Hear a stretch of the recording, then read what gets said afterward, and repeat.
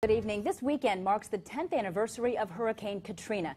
The storm devastated the Gulf Coast, killing nearly 2,000 people and destroying 250,000 homes. As the water receded, volunteers came pouring into New Orleans. As News Channel 15's Sara Wagner explains, some of that support came from right here in our region. Sarah? After the storm, FEMA asked for help from ambulance services around the country. When the call came, local paramedic Ned Gatchell answered willingly and says he'd do it again in a heartbeat. Ned Gatchell's office sits off this busy intersection at State Road 930 and Hartselle Road.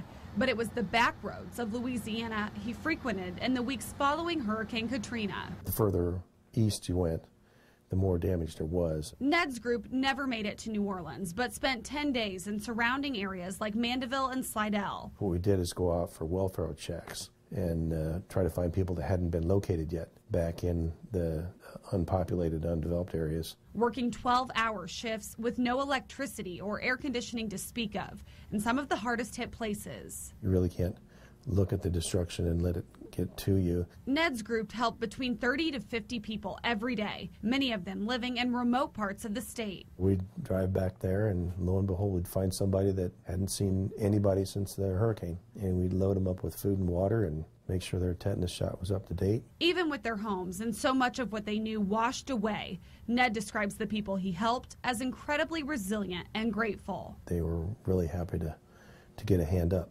and we were glad to give it. And sad when they had to stop. The hardest part was leaving and turning the reins over to the next crew, because you always feel like you can do a little more.